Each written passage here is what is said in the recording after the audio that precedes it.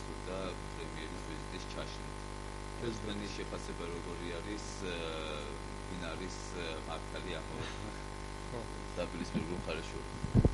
ცოტა კი გასაგებია, ცოტა შორიდან დავიწყებ მაინც მოკლედ მაქსიმალურად, მაგრამ საქმე იმაში გახავთ, რომ როდესაც მიხეილ სააკაშვილი უკვეთავდა არსებულ კონსტიტუციას, რომლის პირობებშიც გვიწევს ჩვენ დღეს ცხოვრება, მას ჰქონდა ჩადებული ზუსტად ის პრინციპი, რომ ის უკვე პრემიერ-მინისტრის რანგში გააგრძელებდა ერთპიროვნულ მმართველობას, ანუ გახდებოდა პრემიერ-მინისტრი და გააგრძელებდა, ეყოლებოდა მარიონეტული პრეზიდენტი, ბუტაფორული პარლამენტი და გააგრძელებდა ერთპიროვნულ მმართველობას, რასაც შეეწირა ფაქტიურად აი ამ ავტორიტარულ მიდრეკილებებს შეეწირა მისი ხელისუფლება. ანუ ეს იყო ფუნდამენტური ბრძოლა და ფაქტიურად დღეს დავდექით საკითხის წინაშე, რომ ის რაზეც ოცნებობდა მიშა, ხო, რომ უკვე პრემიერ-მინისტრის რანგში მოეხდინა ხელისუფლების უზურპაცია და ფაქტიურად მთელი ძალაუფლების კონცენტრაცია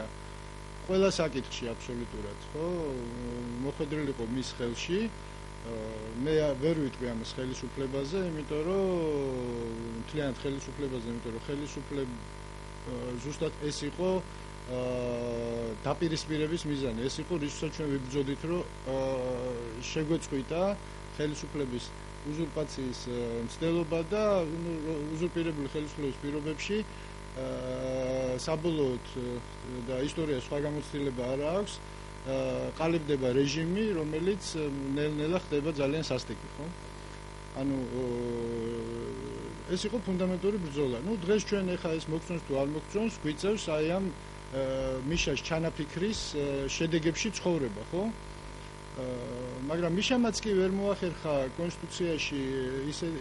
კონსტიტუციის ისეთი ფორმულირება, რომ პრეზიდენტს საერთოდ არაფრის უფლება არ ქონოდა, ხო? იქ არის ჩვენ ვიცით მისი კომპეტენცია, ის არ არის მენეჯერი და მას არ აქვს არანაირი უფლება ერეოდეს ქვეყნის ოპერატიულ მართვაში, მაგრამ მას აქვს გარკვეული ბერკეტები იმისათვის, რომ ქვეყანაში დამკვიდრდეს დემოკრატიის ერთ-ერთი ფუნდამენტური პრინციპი, ანუ ხელისუფლების დანაწილების, ურთიერთდაბალანსების, ურთიერთკონტროლის თუ როგორც არის ეს პრინციპები რომ დამკვიდრდეს, ხო?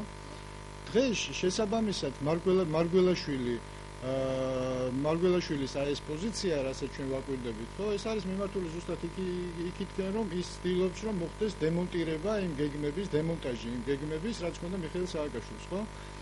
მეორე მხარეს არის ტენდენციები, რომ გადავიდნენ მის კომპეტენციაში გარკვეულწილად და ანუ ფაქტიურად ისევ ანუ ის მიშას გეგმა რაც იყო, რომ პრეზიდენტი ყოფილიყო მარიონეტი, ნუ მისი დაკნინება მოხდეს მაქსიმალურად. ეხლა მე ვერ ვიტყვი, რომ ესეა და ნუ ჩვენ და საბედნიეროდ მარგველაშვილს არაფერი არ შეუცვლია. ის რისაც იბრძოდა, იმას აგრძელებს დღესაც. თავრობაშიც მე ვფიქრობ გამომდინარე აი ამ ნაღმიდან რაც ჩაიდო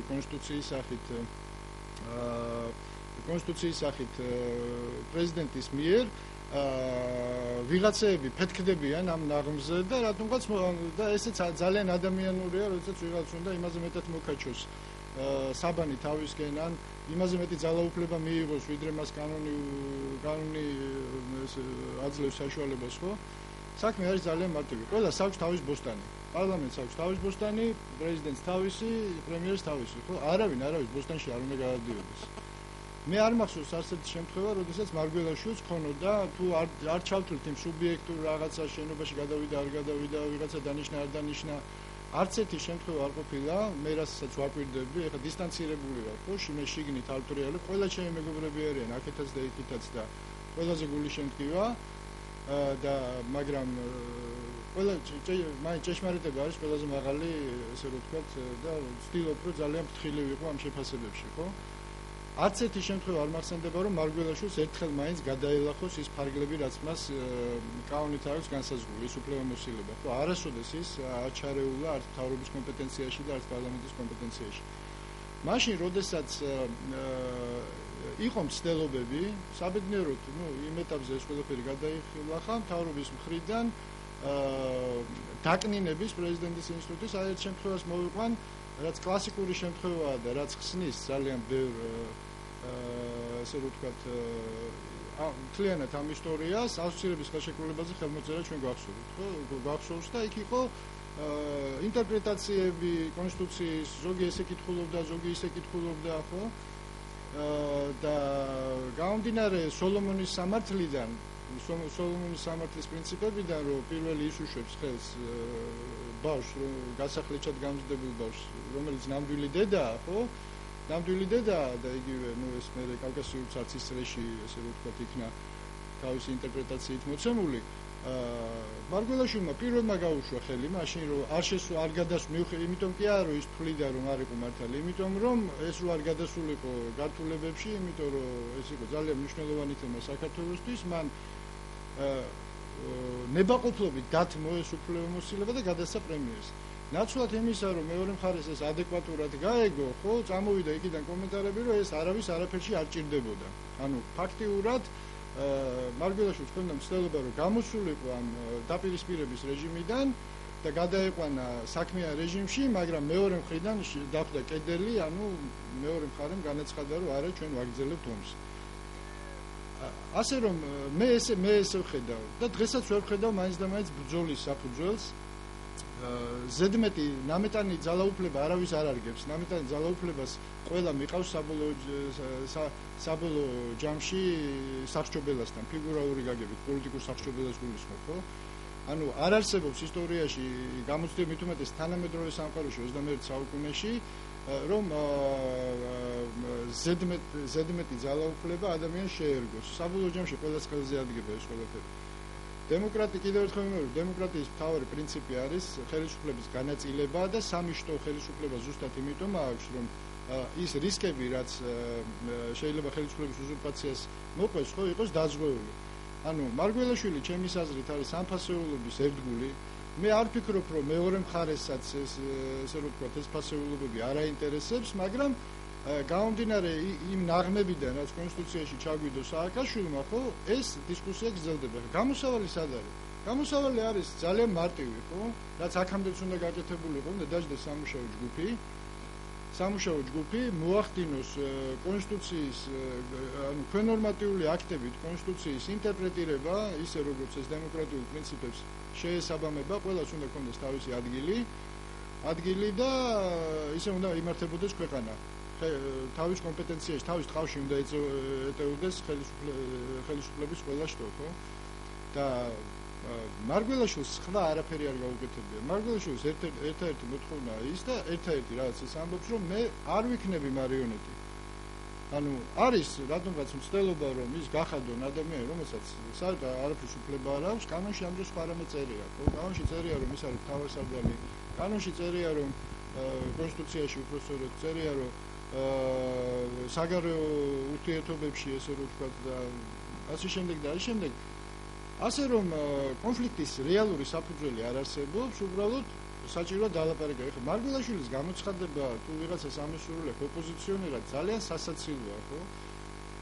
როგორ შეიძლება რომ სახელმწიფოს მეთაური იყოს ოპოზიციაში, ეს ხო სრული აბსურდია. მით უმეტეს სრული აბსურდია და ძალიან ბინძური ინსინუაცია მისი რაიმე ალიანსში მხილება ნაციონალურ მოძრაობასთან, იმიტომ რომ მისი ბრძოლა დღეს თეატროლოგიანის განცხადება იყო, სწორედ რომ ქართულ ხალხს არავინ აურჩევიაო. ქართულ ხალხს არავინ აურჩევია იმისთვის, რომ ნაციონალურ მოძრაობას ეკოკლოცონ. სავარაუდოდ სწორედ გიორგი მარგველაშვილიძე იყო ეს ნიშნება გაკეთებული. მე მაინც იმედი მაქვს, რომ თეატროლოგიანი ამას არ გულისხმობდა და კარგი იქნება თუ ამის განმარტებას გააკეთებს, იმიტომ რომ მე ვთვლი, რომ ეს არის სრული აბსურდი, იმიტომ რომ გიორგი მარგველაშვილის მთელი მოღვაწეობა მიმართული იყო იქით, რომ მიხეილ სააკაშვილის მიერ დამკვიდრებული დანაშაულებრივი რეჟიმის დემონტაჟი მომხდარიყო ამ ქვეყანაში. ზუსტად ამისთვის იბრძვის დღესაც ხელისუფლების უზურპაციის, ხელისუფლების მონოპოლიზაციის ერთი შტოს მიერ წინააღმდეგ. ანუ ფაქტიურად გიორგი მარგველაშვილი დღესაც აგრძელებს მიხეილ სააკაშვილის მიერ დამკვიდრებული მმართველობის სტილის დემონტაჟისთვის ბრძოლას. უკვე ახალ პირობებში, ხო? შესაბამისად, მისი რაიმე ალიანსში დადანაშაულება, ეს მისი ფუნდამენტური არჩევანია. სახელებს და გვარებს პოლიტიკაში არანაირი მნიშვნელობა არ აქვს, არც მიხეილ სააკაშვილს, არც გიორგი მარგველაშვილს, არც ირაკლი ღარიბაშვილს, ხო? ჩვენ უნდა გადავიდეთ ინსტიტუციურ მართვაზე, სადაც ადამიანები კი არ მართავენ ქვეყანას და მათ დაპირისპირებაზე კი არ ვლაპარაკობთ, ჩვენ ვლაპარაკობთ ინსტიტუტების მართვაზე. ეს არის ნამდვილი დემოკრატია. და ზუსტად ეს არის მისი განაცხადი. ნაციონალურ მოძრაობა რო ბოკერიასთან რაღაცა იქ რაღაცა ამოფიქე საიდანღაც ესე ვთქვათ იაკუბაშვილი, ეს არის სრული აბსურდი, მე რამდენადაც საქმის გულში ვარ, არის ძალიან ბინძური შავი ფიარია, რომელშიც თუ ეხა კიდე ხელისუფლების წარმომადგენლები ჩაერთენ ეს ძალიან ძიმე იქნება, იმიტომ რომ ამას არანაირი კავშირი არ აქვს რეალობასთან და არც ლოგიკური არ არის, იმიტომ რომ გიორგი მარგველაშვილი დღესაც აი თუნდაც გუშინდელი დღით იბრძვის მიხეილ სააკაშვილის რეჟიმის წინააღმდეგ, იმიტომ რომ ეს რეჟიმი, როდესაც ხელისუფლების ერთი შტო ჭრის და კერავს როგორც უნდა, ხო? იყო მისი დამკვიდრებული და ინერციით თუ არის მცდელობა რომ ეს გაგრძელდეს, ამის წინააღმდეგ იბრძვის ის დღესაც. ანუ ფაქტიურად დღესაც გრძელდება მისი ბრძოლა ფიგურალური, პირობითი სააკაშვილის წინააღმდეგ. მეტი არაფერი არ ხდება. ბატონო, გეტყვინა თქვი თუ მარიონეტი არ არისო და ის ცდილობს რომ დააწუნოს საზოგადოებას, თუმცა თავის დროზე ბევრი ექსპერტი საზოგადოების ნაწილიც ამბობდა რომ სწორედ ბიძინა ივანიშვილის ფაქტორის გამოარჩიეს. რა თქმა უნდა, ეს ხომ არ აბარდებულეს მას რა თქმა უნდა, ბიძინა ივანიშვილის მეცაც გეტყვით, ხო? ბიძინა ივანიშვილის სიტყვა, ბიძინა ივანიშვილი ჩემთვის პირადად და დარწმუნებული ვარ გიორგისთვისაც არის ერთ-ერთი ყველაზე დიდი პიროვნება დღევანდელ იმაში და პიროვნულად ის ჩემთვის შემიძლია ვთქვა, რომ ძალიან ძვირფასი ადამიანია ჩემი პიროვნული ურთიერთობებიდან, იმ ღვაწლიდან, რაც მან ქვეყნისთვის გააკეთა და მეც პირადად გამიკეთა. მე მithქვამს ახლა ინტერვიუში, გავიმეორებ, არ მინდა პათეტიკაში გადავიდე, მე სიცოცხლით ვარ დავალებული მის მიმართ. მაგრამ ეს არის ერთი მხარე, ეს არის ჩვენი პირადი დამოკიდებულებების საკითხი, ხო? რაც არ შეიცვლება არასოდეს ქვეყანა რო დაიქცეს, მაგრამ არსებობს მეორე რამ, სახელმწიფო, ხო? გიორგი მარგველაშვილი, რა თქმა უნდა, გიორგი მარგველაშვილს არ აქვს ილუზია, რომ მისი პირადი დამსახურების გამო არის ის დღეს პრეზიდენტი, ხო? რა თქმა უნდა, ეს იყო ბიძინა ივანიშვილის ფაქტორი იყო 90%, ეს იყო ქართული ოცნების გუნდის მუშაობა, მაგრამ ეს ბრძოლა იყო იმისთვის, რომ შეცვლილიყო ქვეყანაში რაღაც, ხო? რომ დამკვიდრდეს საბოლოოდ ინსტიტუტების მართვის პრინციპი ამ ქვეყანაში და არა პიროვნებების და პიროვნული ფაქტორების, ვისაც დიდი კუნთები აქვს, ის ხდება, ესე რომ ვთქვათ, ავტორიტარი ამ ქვეყანაში, ხო? ამისთვის იბრძოდა, ანუ ეს არის ფასეულობა. ამ ფასეულობის უკან დგას ჩვენ ცხოვრებაზე მეტი რამ. ხო, მე შეიძლება ვამბობ, რომ მე სიცოცხლით ვარ დავალებული და რაც პირადად მემეხება ბიძინა ივანიშვილისთვის და იგივე ირაკლი ღარიბაშვილისთვის ყველაფერი დავდო, თუ მათ პირადად დაჭირდათ. მაგრამ არსებობს ფასეულობა, რომელზეც აგრეთვე უარს ვერ ვიტყვით, რომელიც ჩვენზე დიდია, რომელიც მუდმივია და არ განისაზღვრება ჩვენი იმ წუთის სოფლით, რომელიც ჩვენ გვაქვს განსაზღვრული, იმიტომ რომ ამაზე დამოკიდებულია ჩვენი შვილების და ჩვენი მომავლის ბედი და ჩვენ პირად ემოციებს აქ ადგილი არ აქვს. ბატონ გია, ჩვენ ნახეთ პრეზიდენტის განცხადება, რომელიც მთავრობას ინსტიტუციის პატივისცემისკენ მოუწოდებდა.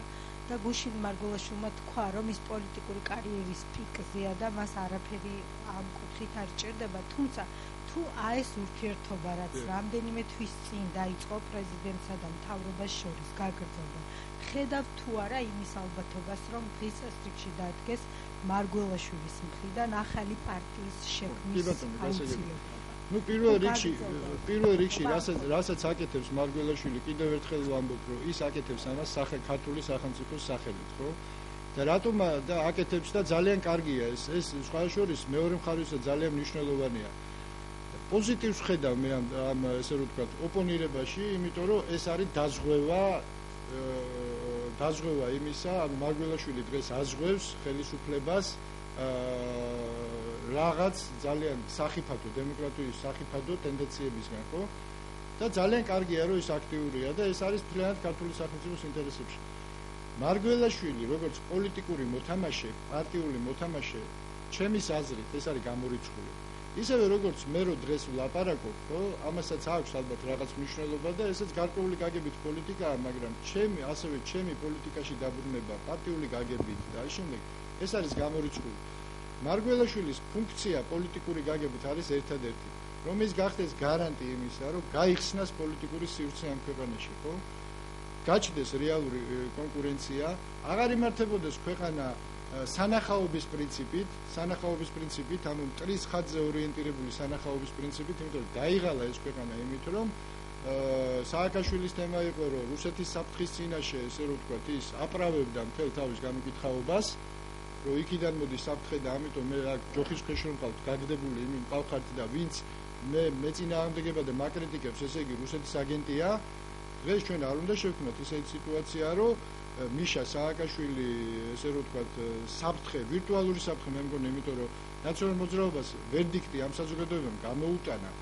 ნაციონალური მოძრაობის ჩემი გაგებით, რა თქმა უნდა, ხელისუფლებაში დაბრუნების თემა ძალიან სასაცილო თემაა, ვერდიქტი გამოტანილია და აღსრულებულია უკვე, ხო? თუმცა მათ შეუძლია დააზიანონ დღევანდელი ხელისუფლება. ნაციონალურ მოძრაობას ვერდიქტი გამოუტანა, ეს იმას არ ნიშნავს, რომ დღევანდელ ხელისუფლებას არ გამოუტანს ეს საზოგადოება ხვალ და ზეგ. ვერდიქტს თუ სისტემურად არ გასწორდა ყველაფერი, იმიტომ რომ რეალურად მიხეილ სააკაშვილთან პიროვნული ბრძოლა კი არ ქონდა ჩვენ. ჩვენ ქონდა ფენომენთან, რასაც ის ამკვიდრებდა იმასთან ბრძოლა.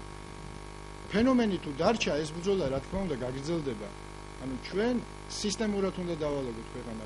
გიორგი მარგველაშვილი მე პრაქტიკულად გამოვრიცხავ, ეხლა მე თავს ვერ დავდებ ვერავიზე, ხო, საკუთარ შვილზეც კი, მაგრამ პრაქტიკულად გამოვრიცხავ, რომ გახდეს პოლიტიკური მოთამაშე ამ ქვეყანაში.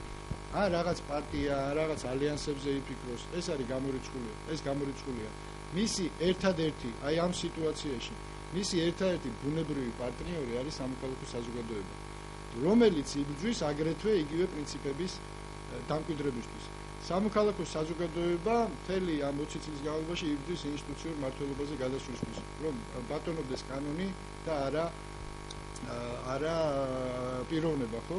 მისი ბუნებრივი პარტნიორი არის სამოქალაქო საზოგადოება. ამ გაგებით ის იქნება პოლიტიკაში, მაგრამ ეს არის სახელმწიფოზე ორიენტირებული პოლიტიკა და არა პირადი კარიერული, ესე რომ ვთქვათ, რაღაც სვლების გაკეთება. ის ამას არ იზამს და ეს არის ძალიან მნიშვნელოვანი ამ ქვეყნისთვის, მე მგონი.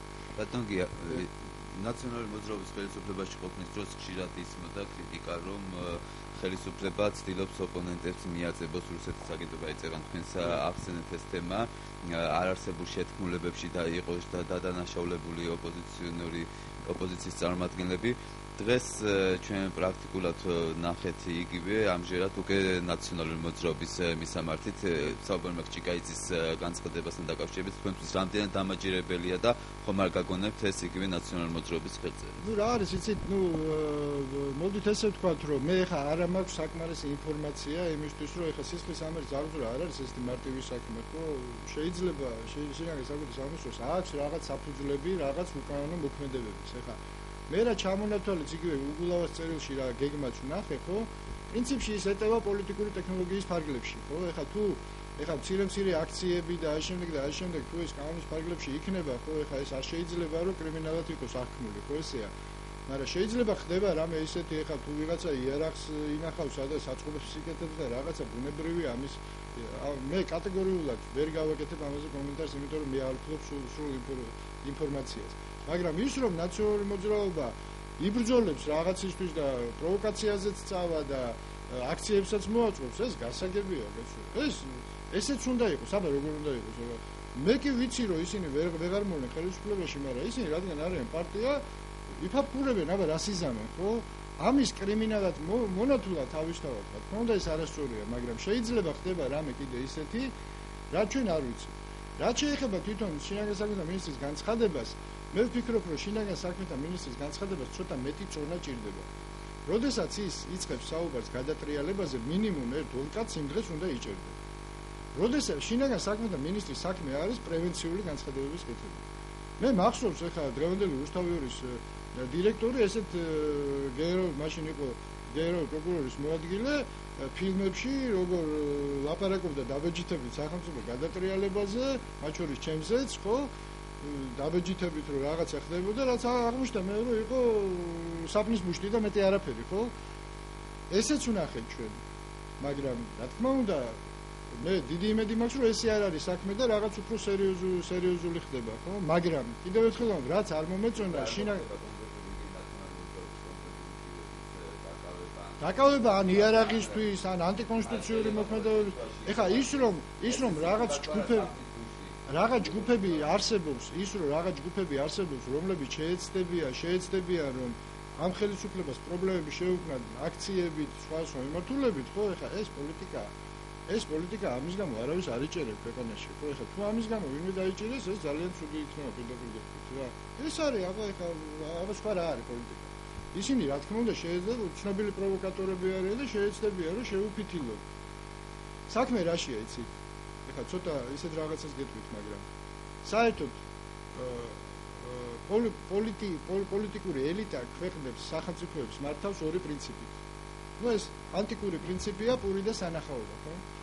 დემოკრატიული საზოგადოებები ავტორიტარულისგან განსხვავდება იმით, როგორია ბალანსი პურსა და სანახაობას შორის. რაც უფრო დემოკრატიულია საზოგადოება, პურის წილი თანაფარდობაში არის უფრო მეტი.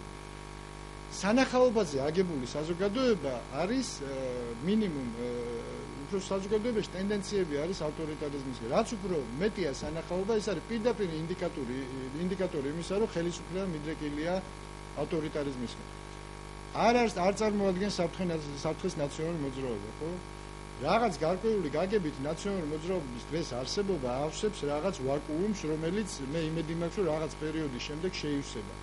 ნაციონალური მოძრაობა უბრალოდ გამომდინარე იმ ძალიან მწირი პოლიტიკური კონფიგურაციიდან იკავებს ცარიელ ადგილს დროებით, მე მგონი ვიღაცას უკავებს იმ ადგილს, ხო? აი ვინ დაიკავებს ამ მთავარი ოპოზიციის აი მარგველაშვილი ამ პოლიტიკაში არ შევა.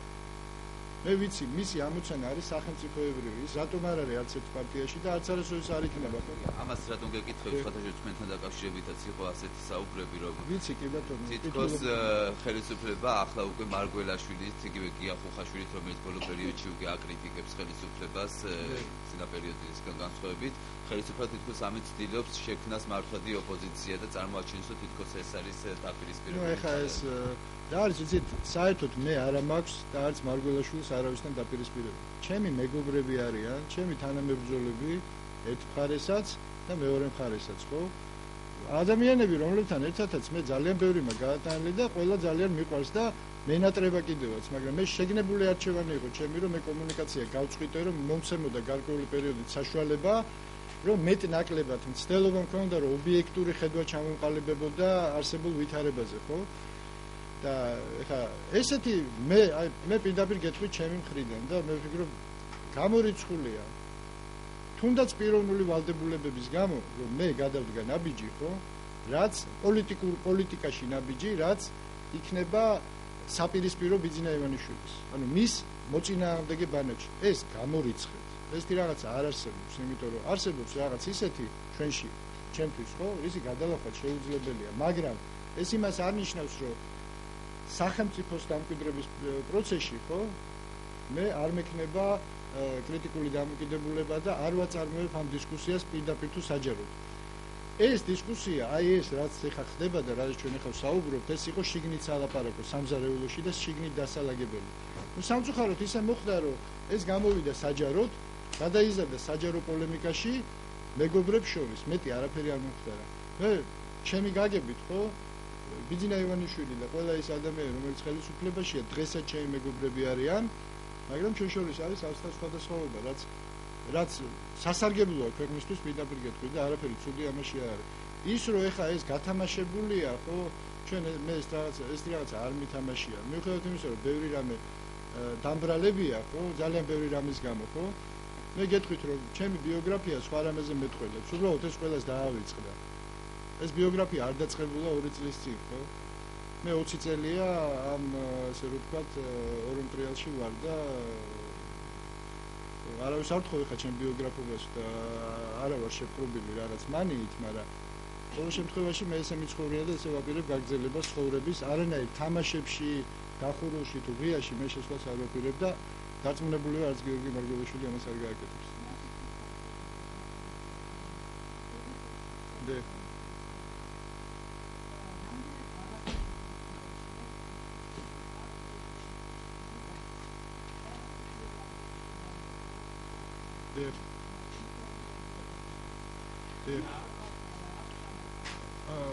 მოდით ეს კი ბატონო.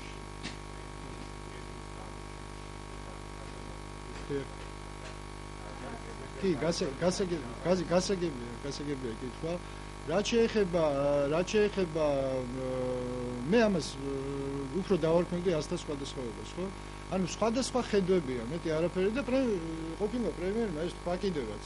რომ პრეზიდენტი რო გახდა ეს მის ჩვეული გულწრფელობით თქვა, ხო? ანუ პრინციპში მეორე დღესვე მათ შორის შედგა დისკუსია, სადაც პრემიერი თვლიდა რომ ერთგუნდად უნდა ყოფილიყო და ანუ ერთი ცენტრიდან უნდა ყოფილიყო მმართველობა და გიორგი მარგველაშვილი თვლიდა რომ უბრალოდ იქ არასწორი სიტყვა იყო ნახმარი კონკურენცია კი არა ხელისუფლების განაწილებაზე და გამიჯვნაზე სხვა შტოების აი ამაზე იყო დისკუსია ამ ეტაპზე ივანიშვილი თვლიდა და ეს მისი უფლებაა ისე როგორც ნებისმიერ ადამიანს ესე თვლიდეს და ეს დისკუსია შეიძლება გაგრძელდეს მე ამაში ვერ ხედავ რაღაც კატასტროფას ხო და რაღაცაზე შეიძლება აქ მოხდეს შეთანხმება. პოლიტიკურ პროცესში ვარ და იქიდან გამომდინარე, ხო? ეხლა რაც შეეხება თქვენი კითხვა შემახსენეთ ხო, არა, ხო რაც შეეხება ამას, ეხლა მე ვერ ვიტყვი ეს პრეზიდენტის სათქმელია, მაგრამ რა თქმა უნდა, ძალიან მნიშვნელოვანია პრეზიდენტ მარგველაშვილისთვის ბიძინა ივანიშვილის ესე რომ ვთქვათ ეს განაცხადი, მაგრამ მე რამდენადაც ვიცი, იმ დღეს მოხდა სხვა უფრო მნიშვნელოვანი რაღაც მარგველაშვილმა არის სულ ამაზე დეტალებზე საუბარი, ამიტომ მეც ვერ მივცემ ამის უფლებას. და შეიძლება როდისმე მან თქვას, რა კონკრეტული პრობლემები გაჩნდა ვიზიტთან დაკავშირებით, ეს არ უკავშირდება ინტერვიუს პირდაპირ გეტყვით. უბრალოდ ეს დროში ერთმანეთს დაემთხვა, მეტი არაფერი.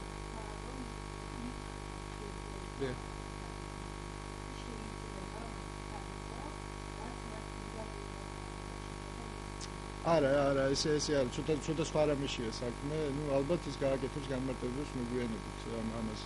არა, პრობლემა იყო სხვა რამეში, უბრალოდ როგორც ჩანს, რაღაც შეფერხებები იქნებოდა თვითონ იქ ეხლა ვიზიტი ხო არ არის მარტივი რამ, ხო იქ უამრავი შეხვედრა იგეგმება და ამ შემდეგ და ეს ყველაფერი ხდება ამის ორგანიზებას და კანონით ეცია განსაზღვრული ახდენს აღმასრულებელი ხელისუფლება, ხო? ნუ ეხლა სულ მინიმუმ აღმასრულებელი ხელისუფლება არასათანადოდ მუშაობდა, მოდით ესე ვთქვათ. ანუ დიდი სურვილი არ ქონდათ, რომ ეს ყველაფერი მე არ ვიცი, დეტალებზე მე ვერ ვისაუბრებ.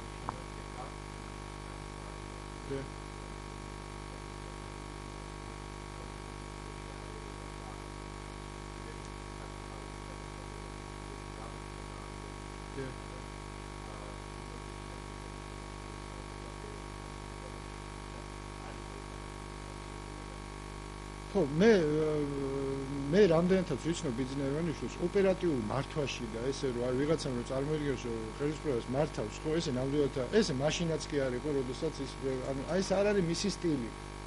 მისი ურთიერთობის ადამიანთან სტილი არ არის რომ ეხა ყველაფერი ესე რომ ვთქვათ, მეცაც გეტყვით თუ ადგილი აქვს მისი მხრიდან რაღაც კომუნიკაციას მთავრობასთან, ეს ინიციატორი ის ნამდვილად არ არის. ინიციატორი ამის არის ისე მთავრობა, ხო, ხშირ შემთხვევაში, ხო, რომელიც თავის ნებისმიერ გამოსვლას იწყებს ბიძინა ივანიშვილით პირველ წინადადებაში და ამთავრებს ბიძინა ივანიშვილი. ეს არის პრობლემა იმ ადამიანების, რომლებსაც ესე შესაძლოა უჭირთ მამის გარეშე სახლიდან ფეხის გადმოვა, ხო? და არა ბიძინა ივანიშვილის. მე დარწმუნებული ვარ, ბიძინა ივანიშვილი თავისი ინიციატივით არასოდეს არანაირ მითითებას მთავრობას არ პირიქით ის ყოველთვის ფიქრობს რომ ადამიანს მისცეს მეტი თავისუფლება, მაგრამ ეხლა თუ ადამიანს არ უნდა ეს თავისუფლება და მაინც და მაინც ყოველდღე მიდის და ეკითხება რომ შეიძლება საჭირო ოთახში წავიდე, ხო, ეხლა ადამიანი კითხავს რომ გისვავ შეიძლება იძულებული ხარ რომ უპასუხო, ხო, ეს არა მე არ ლაპარაკობ, მე არაფერს არ ვამტკიცებ, მე ვამბობ რომ თუ ესეთი რამე ხდება ინიციატორი ამის ბიძინა ივანიშვილი არ არის, თუ ხდება მე არ ვიცი ეს ხდება თუ არა კატეგორიული ვერ ვიქნები, მე შეიძლება რაღაცას მოსაზრება მქონდეს, მაგრამ ეს მოსაზრება სუბიექტური იქნება.